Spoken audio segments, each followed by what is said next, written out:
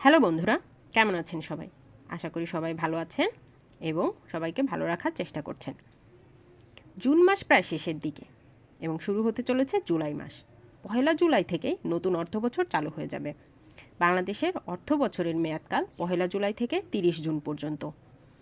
এই নতুন অর্থবছর উপলক্ষে বাংলাদেশ সরকার কিন্তু বাজেট ঘোষণা করে ফেলেছে।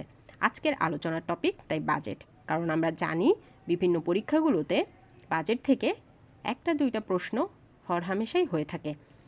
চলুন তাহলে আলোচনা শুরু করা যাক। 24-25 অর্থ বছরের তথ্য জানার আগেই বাজেট সম্পর্কে কিছু সাধারণ তথ্য জেনে নেওয়া যাক। সংসদে আসলে বাজেটকে কী নামে ডাকা হয়? বাজেটকে অ্যানুয়াল ফিনান্সিয়াল স্টেটমেন্ট বলা হয়ে থাকে। সংসদে বাজেটকে অ্যানুয়াল ফিনান্সিয়াল স্টেটমেন্ট বলা হয়ে থাকে। বাজেট প্রণয়ন করে অর্থ মন্ত্রণালয়ের অর্থ বিভাগ। বাজেট অর্থ মন্ত্রণালয়ের অর্থ বিভাগ থেকে প্রণয়ন করা হয়। বাংলাদেশে প্রথম বাজেট উত্থাপন করেছিলেন তাজউদ্দিন আহমেদ। তারিখটা ছিল 30 জুন 1972 সাল।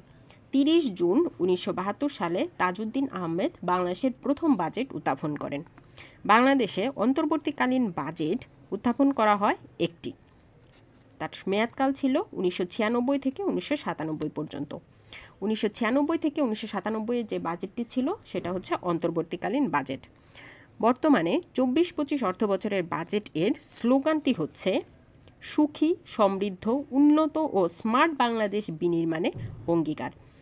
24-25 অর্থ বছরের বাজেটের স্লোগান সুখী, সমৃদ্ধ, উন্নত ও স্মার্ট বাংলাদেশ বিনির্মাণে অঙ্গীকার। বর্তমান বাজেটটি বাংলাদেশের 53তম বাজেট এবং অন্তর্বর্তীকালীন বাজেট সহ যদি আমরা কাউন্ট করি তাহলে এটা হবে 54তম বাজেট এবং আওয়ামী লীগ সরকার কর্তৃক ঘোষণাকৃত 25তম বাজেট।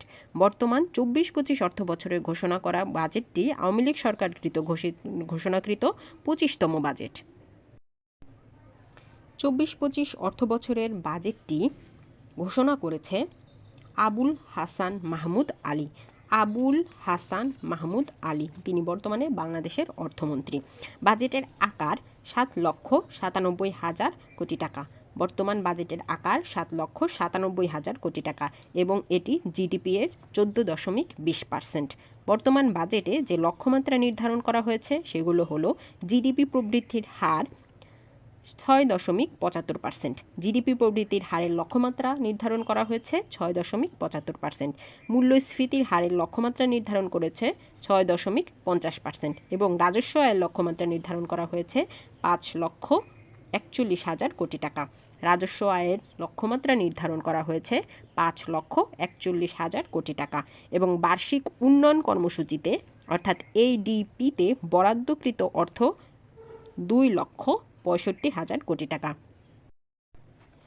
24-25 অর্থ বছরের বাজেট ঘোষণা করা হয় 6 জুন 2024 সালে। 6 জুন 2024 তারিখে 24-25 অর্থ বছরের বাজেটটি ঘোষণা করা হয়। আমরা জানি বাংলাদেশের বাজেটটি আসলে ঘাটতি বাজেট হয়ে থাকে। এবারের বাজেটটিও একই ধরনের, এটি হচ্ছে ঘাটতি বাজেট। বাজেটের করমুক্ত আয়সীমা নির্ধারণ করা হয়েছে সাধারণ ব্যক্তিদের জন্য 3,50,000 কোটি টাকা। সাধারণ ব্যক্তিদের জন্য করমুক্ত আয়সীমা 3,50,000 কোটি টাকা, যা নারী এবং 65 বছরের ঊর্ধ্বে যে সকল ব্যক্তিরা তাদের জন্য 4 লক্ষ টাকা।